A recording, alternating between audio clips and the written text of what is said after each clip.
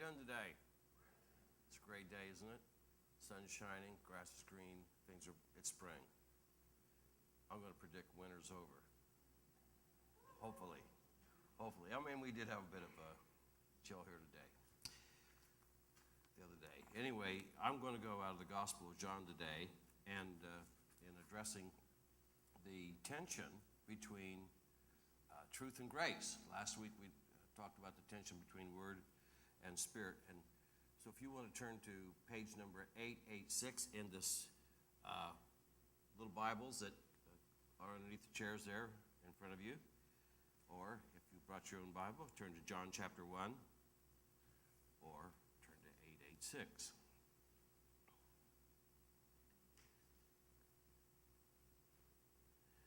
And I want to read verses 14 through 17.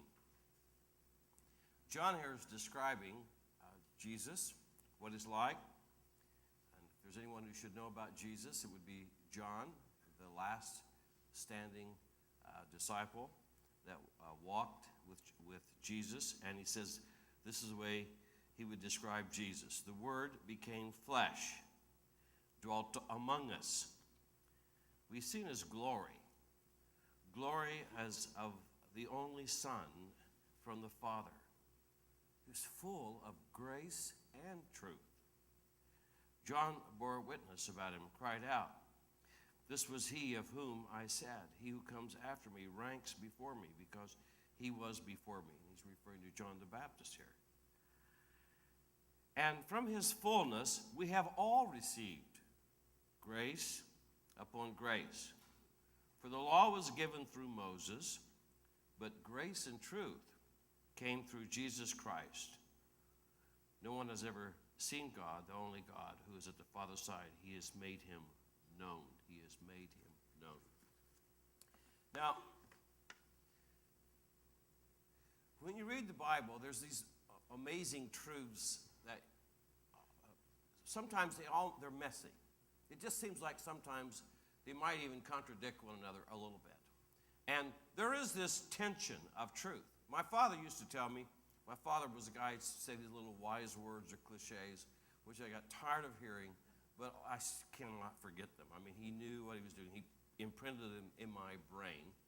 And some of them were quite simple. One of them he said, "Son, just remember, when you go through life, there's a ditch on both sides of the road."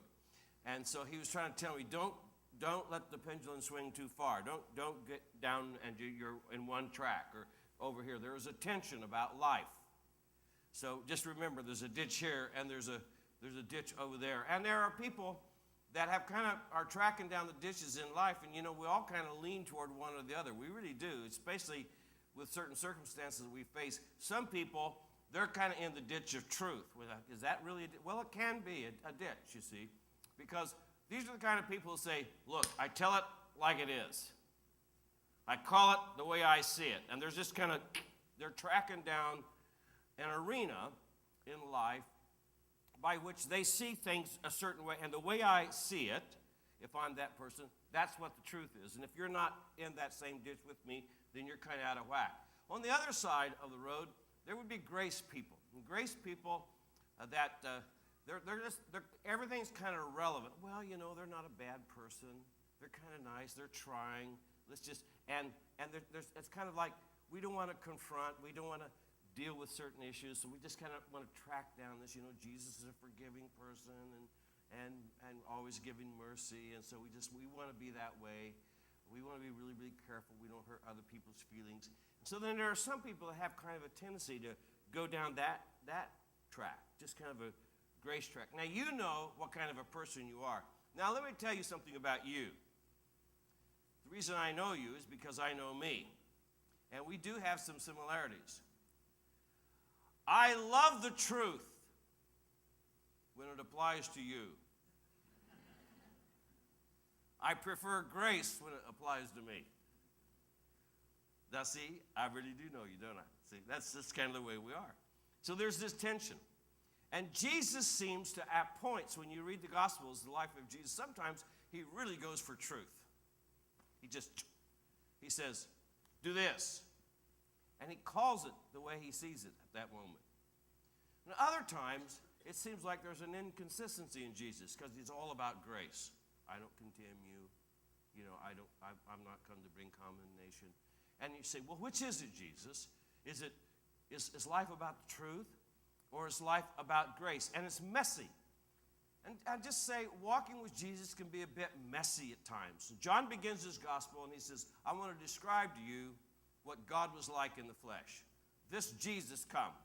He moved into the neighborhood, and he is a revelation of what God is really, really like. And he uses this terminology. He says the word became flesh. That is, Jesus came. God came. Took upon himself flesh and blood like you and I, and he said he made his dwelling among us in verse 14. He said, we've seen his glory. And it's the glory of the one and only Son who came from the Father. And this is the best way John can describe Jesus, and therefore actually describe the way God is. Full of grace. I like that. A holy God, full of grace. And full of truth. Not really a balance there, because he's actually full of both. He's totally truth, and he's totally grace, all wrapped up in one. Now there's a tension here, because this is what truth says. Truth says you're accountable. Grace says you're forgiven. Truth says you're broken. And grace says you're all right. You're fine.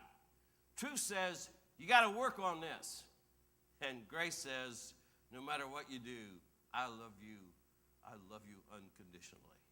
There's nothing that you can do of a good nature that could commend yourself to me, God says, that would make me love you anymore. By the same token, God says, there's nothing as bad as you could possibly do that would affect my love for you or cause me to love you less. Now that's grace. Now, here's the thing about it, though. Grace without truth is absolutely spineless. And truth without grace becomes law-driven, legalistic, which leads to a standard of judgment and comparison and all of that. So John, who was with Jesus, he begins his gospel and he says, this is the way Jesus is. How can I describe God? How can I describe Jesus? I was with him all the time. I saw him in all kinds of situations, all kinds of days. Let me tell you what Jesus is. He was absolutely full of grace and absolutely full of truth.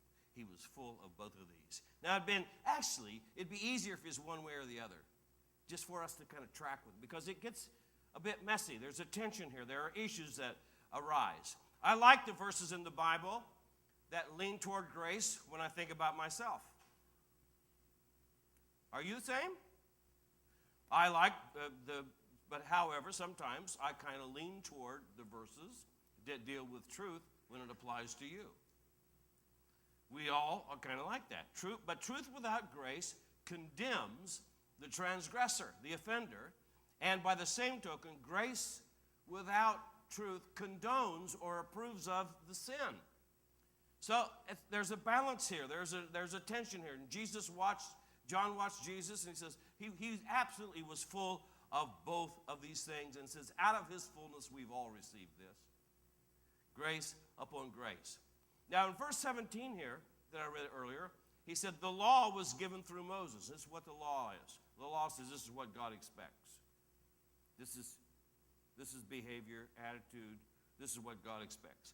The law comes through Moses. But he says grace and truth come through Jesus Christ. Actually, I'm glad I'm living on the other side in the New Testament where grace and truth is. I have to say, there are times, however, in my life, in my own flesh, I'd like to live in the Old Testament times when you could just grab people and throw them off the cliff and say, glory to God. Now, none of you have ever felt that way, I know, and you're probably absolutely surprised that I would feel that way from time to time. But I'm getting better. And John says that Jesus came, that is, he's begotten, born through Jesus. Not the balance of grace and truth, but the full measure of both grace and truth. And that's what made Jesus so provocative and sometimes difficult to track with, because he's full of grace and he's full of truth. I'll give you an example of that. He's talking to the Samaritan woman at the well. And as he begins to talk to her, he talks to her about truth. He says, well, why don't you go get your husband? She says, well, actually, I don't have a husband. He says, yeah, you told me the truth. You don't have a husband. You're living with a guy, and the guy you're living with is not your husband. The fact is, you've had 5 husbands. She's not done very well in relationships. She just has not done very well in that. Now, that's the truth. The truth comes. But by the same token, as he deals with her, he also begins to talk in a graceful way. He says, I know you're thirsty. There's an emptiness in your life. You tried to fill it in the wrong way. That's the truth. Now, that's harsh. That's kind of difficult. But then he says, I have water to give you that you'll never be thirsty again. And you see this amazing thing, full of grace and full of truth in Jesus. Now, let me just talk to you about the issue of truth. I don't know about you, but sometimes I have a hard time finding anything. If I want to be entertained, sit down with my wife, we want to watch a movie on television. It just seems like when you begin to try to figure out what to watch, nothing is of any interest to me. It's just very, very difficult. And my wife and I have reasonably different tastes when it comes to movies. She has what she likes, movies that don't have a lot of tension in it, that she likes movies that make her feel good. She likes happy endings. She likes movies like Sabrina, one of her favorites. I remember taking one of my friends, Dave Holden, out because we had a day off with our wives, so we were going to go rent a movie. And I said, we need to think about the ladies, Dave. We need to rent something that the ladies would actually enjoy. He rented the movie, that's way back when, Dustin Hoffman, called Outbreak. But we were watching a movie the other day, and it's not my kind of movie, but I just kind of got into we're going to watch this movie. We watched Men in Black 3. You ever watch Men in Black 3? Did you like it? I mean, it's very realistic. But there's a line that stood out to me as we watched this movie. I thought, that's a great line. Was it Will Smith was the one guy? Was it the actor? I think he said this. He says, the bitterest truth is better than the sweetest lie. That's a powerful statement. The bitterest truth is better than the sweetest lie. And sometimes truth comes to us, it's bitter in the beginning, isn't it? But it's better than the sweetest lie. Now, let me give you an example of that. You go to the doctor, and the doctor, you get your checkup, and the doctor checks you all out. And he says, you're good to go, man. Great blood pressure, heart, the whole thing. Underneath that extra stuff is this magnificent specimen. You are something else. You who have great genes. I mean, this is great. You're to be congratulated. Later on that day, you're climbing the steps and you have a heart attack. And you get taken to the hospital and you find out that your arteries are all clogged up. And the doctor knew that your arteries are all clogged up. In fact, you're kind of like one jelly donut away from gone. You're that bad. And then the doctor comes in to see you, and you say to the doctor, why didn't you tell me I was in this bad shape? And the doctor says, well, he says, I know your body was in terrible shape. I can't describe how bad it was. But he said, people don't like to hear that. It's bad for my business. He says, fact is, they don't want to be offended. They don't want to be bothered. They don't want me to have to tell them, you got to lose weight. You can't be eating jelly donuts. You've got to start exercising. Whenever I say that, they don't come back to me. So he says, I want to provide a safe place where people can feel accepted just the way they are. Now, you'd be furious, wouldn't you? That a doctor would actually deceive you in that way, just to make you somehow feel good about yourself. What you would say to that doctor is, when it comes to stuff like this, I need the truth. Now, I've had a doctor for like 17 years, same doctor.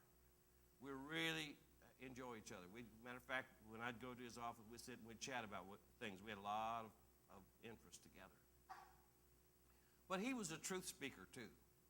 He had grace, but he was a truth speaker. And then he would do all these examinations, and then he'd look at me and he'd say, John, you need to lose some weight. He says, if I'm going to help you, you've got to lose some weight, and you've got to exercise. Now, that was the part of the doctor's visit that I never looked forward to. In fact, when I went to the doctor's office, I purposely wore light clothes. I'd rather go to him during warmer weather because I'd wear shorts, the light kind, not even the cotton kind. And I'd wear sandals so I could pop them off my feet so when I got on the scale there. And I'd wear a real light shirt of some sort. Not even T-shirt because cotton's a little bit heavier. Just something, I'd get there. And I hated going in the wintertime when I had to be all decked out in full garb. Because I wanted him to look at that and say, well, you're not doing bad. But he'd say those things to me. Now, he's left. I hated that he left. Now, I have another doctor. He doesn't tell me anything. I go to the doctor. He goes over the list of things and just says, okay, make an appointment next year, 6 months from now. That's it. He doesn't tell me to lose weight. Some things about that doctor I like. I know that I'm never, ever going to have to worry about what I wear when I go step on the scale anymore. But the fact is, what I really need is what the first doctor gave me. I need the truth. I don't want the truth when it affects me and my lifestyle that way. But I need the truth. When something matters to us, we don't want the illusionary comfort based on pain avoidance. We need to know, you're not in good shape, man. We want the truth when it comes to that, except whenever it says something to me that I really don't want to hear. And then I don't want the truth. Winston Churchill, this is a provocative quote. Winston Churchill was always provocative, wasn't he? But he said, men occasionally stumble on the truth, but most of them pick themselves up and hurry off as if nothing ever happened. And we're like that. We can come into a meeting like that, and you can hear a message, and you go, yeah, that's me. You hear the truth. And you can walk out the door, pick yourself up, and all of a sudden it goes away, and it's like the truth never really happened. We all can be guilty of that. But we need the truth. Let me give you one more scenario. Imagine you're going to a church, and you want to pick the kind of church that really kind of suits you. And so maybe you pick this kind of a church.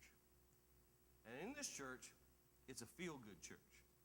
And so whenever anyone is preaching to you, they might say something like this, where they may be talking to you. Now, we don't want you to worry about your anger. We all get mad at times, we all lose our temper from time to time. It's just kind of human nature. And no one here is really going to confront you on that. You can be in irritation. You can be this way. You can cause harm. You can do, but that's okay. We understand we're all human, you see. That's just the way it is. Don't worry if you're passive in the face of injustice or anything like that. We actually kind of prefer that. We might occasionally talk about sin, but when we talk about sin, it's out there. It's about what's happening out there. It's never about what's happening in here. We don't want to offend you. Matter of fact, this is what we know about you. Life is hard. And you have a tough job. And you get beat up all the time on the job. And traffic is bad. And prices get higher. And we know that it's rough out there. So when you come here on a Sunday, we don't want to burden you with any more of that kind of stuff. We just want you to feel good when you leave here. This is our goal, that you walk out of the church feeling good. Now, the problem with that is we actually need the truth. And we need to be in an environment where we're going to hear the truth. And Paul writes to a church that he loves very much, but they're people that had some problems, just like you. And this is what he said, speaking the truth in love. Why? So that we can grow up in all things in Christ Jesus. So he says, we're going to speak the truth, but not in a condemnatory way. We're going to speak it with grace. Speak the truth in love. We need the truth. But what we don't need is we don't need to be condemned. We need to know that there's a way for us and a power provided for us so that we can have the power to walk in truth. Now, here's the thing. I really want to help you today, so I'm going to speak the truth to you. We all have a tendency, all of us in this room, there's no one that's innocent of this, to deceive ourselves. This is what John said. He said, if we claim we are without sin, we deceive ourselves. Now, that's an amazing statement. And he says, the truth is not in us. If we say, I'm good, and generally we can say that when we compare ourselves with others who aren't as good as we are. I'm good. If we say we don't have sin, anyone here says, I don't have sin, he says, the fact is we deceive ourselves. Now, how do we do that? There's a guy named Michael Novak. He's a writer, and he said these words, our capacity for self-deception has no known limits. Now, this is how it works. All sin, I'm telling you the truth now. You ready? All sin involves self-deception. Now, what's sobering about self-deception is that it's going on inside of you all the time, consistently. And you didn't even notice. And that's a big part of the dynamic of sin. It's going on all the time, and you don't even notice. Now, I'll give you an example. So let's talk about materialism. Consumerism, money, the whole thing, materialism. One of the things you're not ever supposed to talk about because it might offend somebody. Let's make up someone. Mr. Jones. Mr. Jones has a big house. And he has more money and all the bells and whistles. And he has a nicer widescreen television than you do. You could fit your whole house in his garage. He's got all this stuff. Now, the truth is, when I look at Mr. Jones, I'm jealous. I wish, it just doesn't seem fair. I got so little, he got so much. I just wish I had some of that. And I can covet a little bit. Well, I wish I had one of those. Well, must be nice. And I can envy him a little bit. But I don't want to admit that. I don't want to say I'm coveting his stuff. I don't want to admit to myself that I'm envious of him. So this is what I do. I think this. You know, that Mr. Jones, he's getting kind of materialistic. He doesn't seem to be as concerned about the poor like he ought to be. He ought to be more concerned about the poor. And I think that God's not happy with that. And somehow that's going to separate him from God. So then I've added to coveting and envy. Now I've added judgmentalism. So all these things are happening. Now I think about the contrast between two real famous sayings. And I like, how many of you, it's an old movie, but I like Jack Nicholson. You ever watched the movie A Few Good Men? How many of you watched that one? There's a line that I really like. And it's when Tom Cruise has Jack Nicholson on the witness stand. And Tom Cruise is saying to him, I just want the truth. And there's this moment, Jack Nicholson's just a great actor. There's this moment, he says, you can't handle the truth. Remember that? What? I just want the truth. You can't handle the truth. Now, Jesus said this, you shall know the truth, and the truth will make you free. If you know the truth, it's the pathway to freedom. I don't like it, really. You can't handle. Now, what side are you going to come down on? Jack or Jesus? Come on. I need the truth. Here's the truth. It sets you free. But at first, it makes you miserable. And at first, it makes you want to recoil a little bit. And I do all these things I'm not even aware of in order to avoid the truth. And when I hear the truth from someone, something rises up within me of self-justification or of comparison,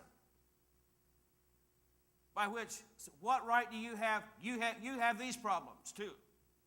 Rather than recognize what I really need here, and we try to avoid the truth, and we compartmentalize them, And we're really, really good at compartmentalizing these things. So we use selective attention, and we procrastinate. And so I don't say never, I say later. And when I'm asked or told something, this is what we say. Well, I'll pray about it. Well, I have to think about this. Confronted with the truth, we don't say never. We don't say that's not true. We say later. We say, I'll pray about it. We say, I'll think about it.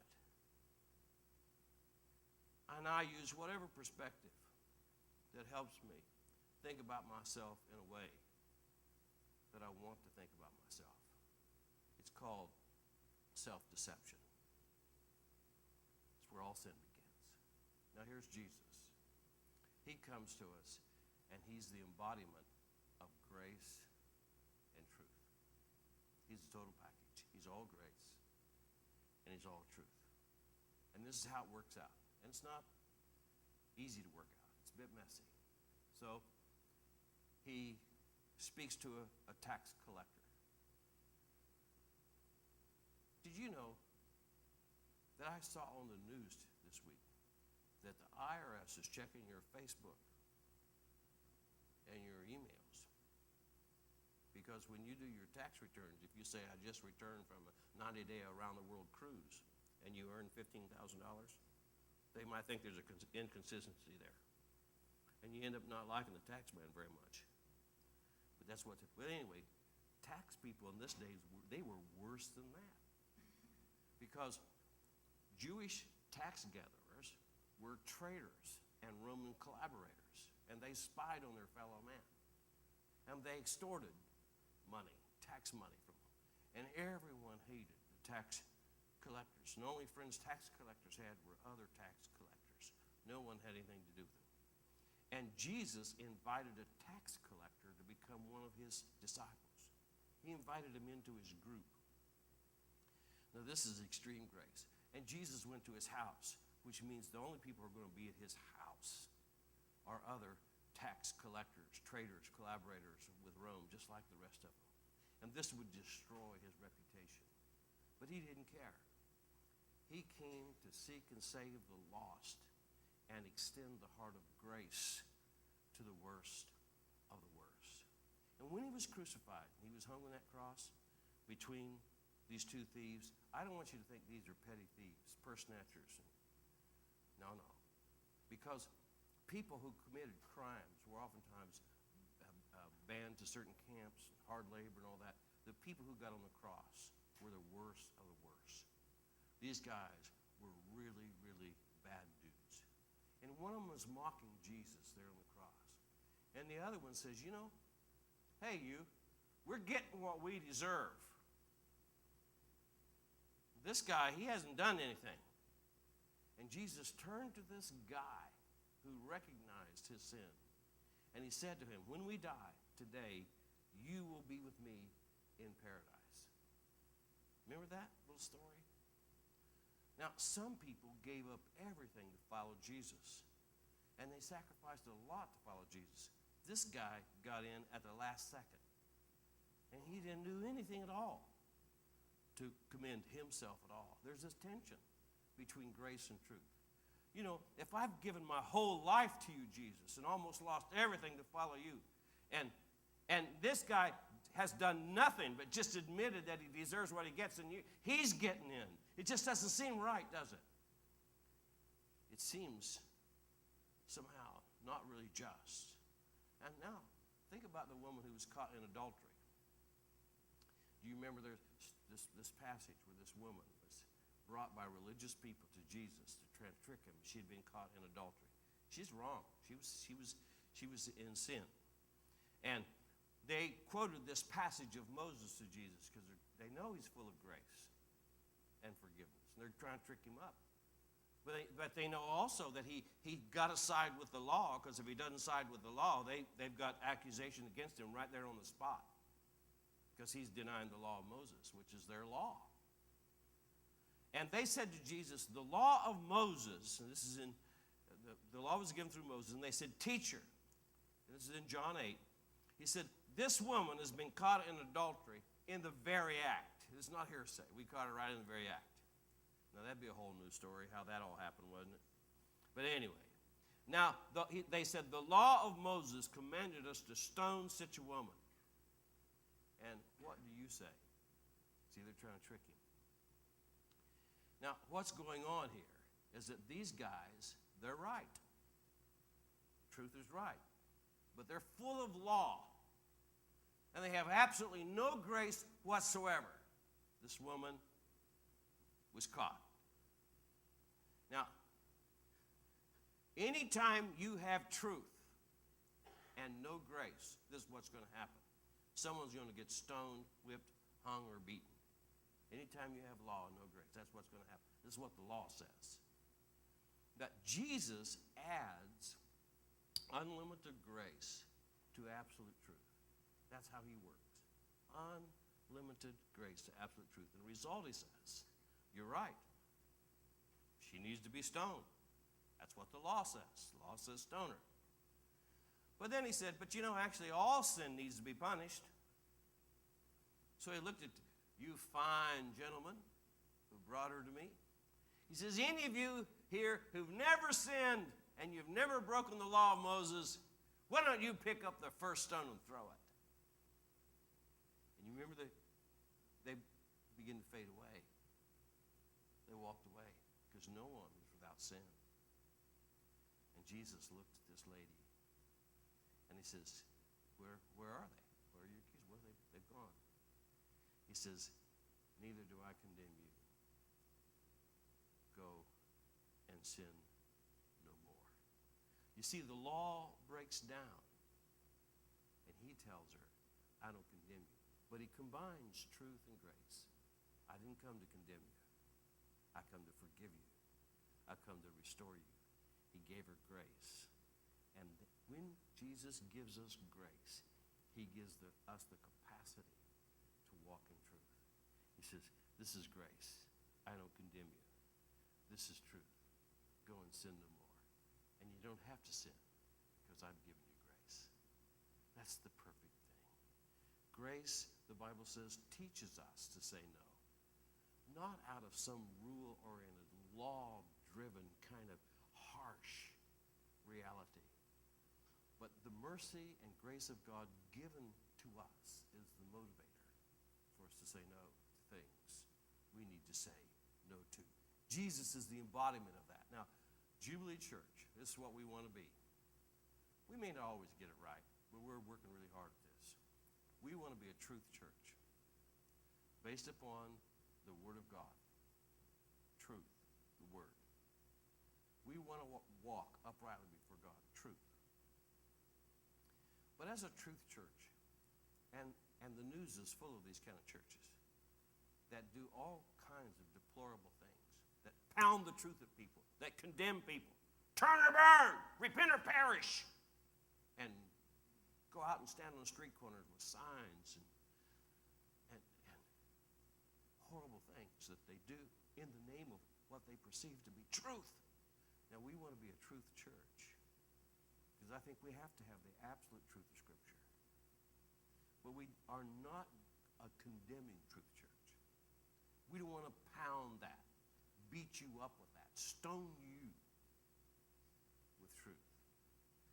By the same token, we want to be a grace church, forgiving, loving you without any conditions whatsoever, expressing to you the magnificent love and grace of Jesus to you. But one without the other causes huge problems. If we're just a truth church, then we're going to be judging and condemning and stoning and belittling and harsh and comparing all the time. If we're just a grace church, we're going to say, oh, that's all right. We all make mistakes. Sure, you can think about it. Sure, I know, yeah, it's okay. We just love you anyway. We just want to love you. We just want you all to feel good when you leave here. Then we're going to err there. Somehow, we must speak the truth in love. This is how God tells us to live. But he loves us without condition and extend both truth and grace. God says, here's truth. Here's how you live. Don't lie. Don't cheat. Don't steal. Don't slander. Because sin enslaves us and it destroys relationships. It violates trust and liberty in fellowship with Jesus. Don't do these things. But we need grace because we don't have the power to live them without that. Full of grace and truth. And so we live with this mess of trying our best to get it right. This is the truth, but this is grace. All right, this is sin. Don't do this.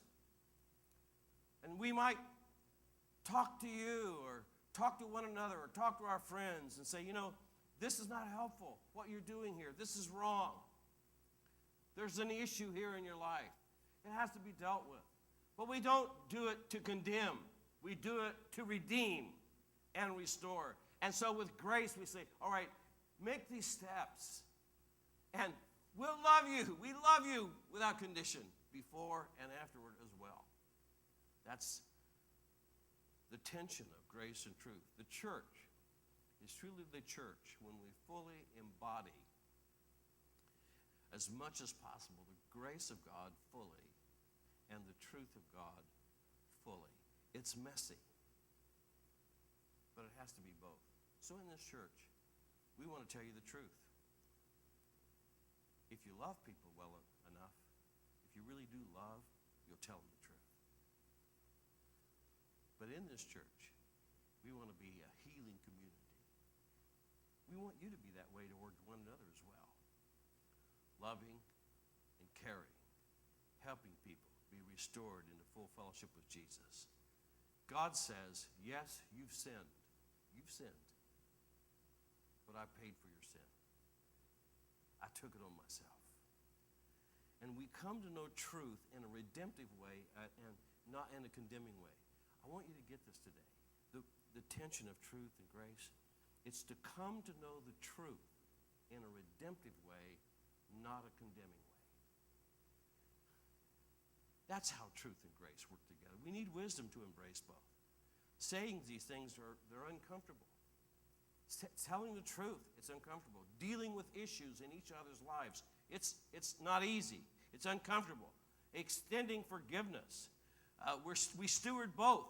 We are stewards of both grace and truth. And Jesus extended it to us, and we need to extend it to others. And at one point, it's a paradox, isn't it? At one point, Jesus says to this one person that's caught in sin, hey, I don't condemn you. Go and sin no more. On another occasion, a very moral, upright guy who obeyed the law, who had a lot of money and gave a lot of money to the poor, and he just seemed to be pretty straight up kind of person. He's about as good as you can get. And Jesus confronts him instantly with the truth. And he says to him, go sell everything you have, give it all away to the poor, and come and follow me. And he smacks him with truth. Oh, I'm sure his disciples all passed out. They could use a few bucks. It'd be nice to have this guy in our group. He could write some big checks. Sell everything, give it away. You know why? Because truth from Jesus to that man was revealing to him that he had another God. It was a God of money. And the only way to overthrow that was to get rid of it all. All truth at times. Seem to be all grace at times, but they're both involved in both these situations. All right. Here's the paradox, the truth question. Why did sinners love to be around Jesus? Religious people didn't like to be around him because they liked the rules. They liked the law. Well, why did sinners like to be around Jesus? Let me ask you a question. Do people like being around you? Do your neighbors like being around you? Do people who have lots of issues we call sin, do they like to be around you? Would your neighbors be disappointed if you moved away? Would they even miss you? People love to being around Jesus. All kinds of people. Soldiers. Hardcore mercenary soldiers. Prostitutes. Tax collectors. Blue-collar fishermen. Powerful noblemen. They all like to be around Jesus. And why was that? Because he loved them. And they knew it. They could come to him freely. They knew he didn't come to condemn. They knew that he didn't come to be a critical, judgmental person of their lifestyle. They felt his love, and they were attracted to him. All kinds of people. Would you fraternize with those kind of people? Or would you be afraid of what other people might say about you? Now that's one question. That's the paradox there. That's grace. But here's truth. Some people didn't want to be around him. They saw him as a threat. And they crucified him. Do people have problems with you? There are people that have problems with Jesus. Some like to be around him. Some didn't. Do you love enough that you tell the truth in love? And people don't want to hear the truth? You know, sometimes, let me tell you what happens. You know why we don't tell people the truth? Because we want people to think well of us. It's about us, not about the truth. Well, what will they think about it? You know, it ain't my business. Maybe I should keep my mouth shut about this. I don't approve of this, but maybe, and therefore we vacillate on the truth. But have you told them the truth? Well, I try to live my life out as an example so they will see. That's kind of a cop-out, really. Because living your life out as an example, they could just see you as a moral person. Now, you should live out the lifestyle. But it's a word and deed proposition. People need to hear the truth. If a person is sitting on a rock by a rattlesnake, I want to tell them the truth.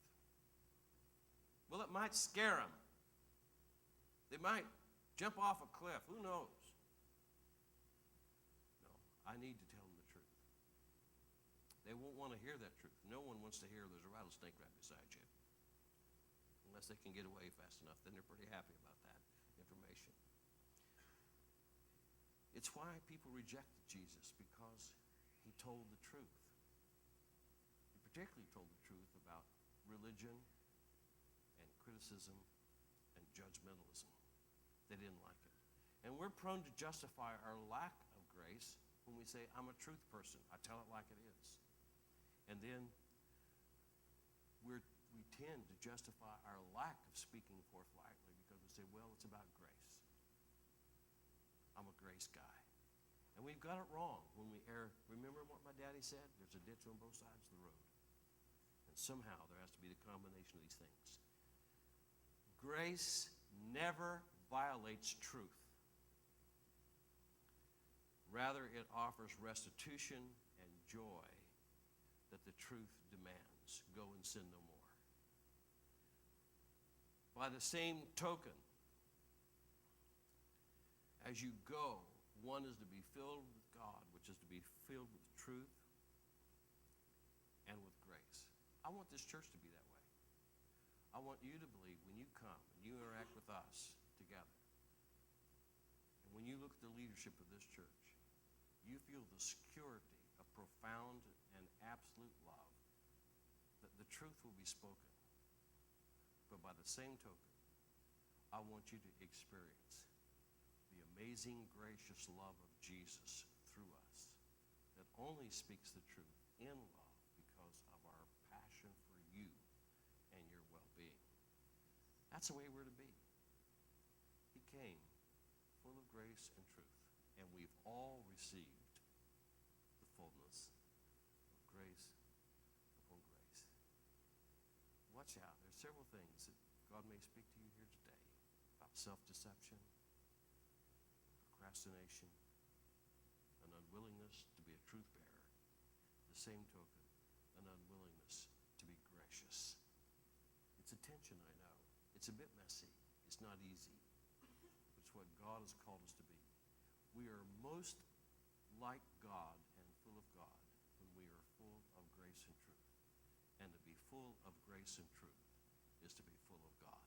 That's the kind of people you want to be. Now take out your communication card.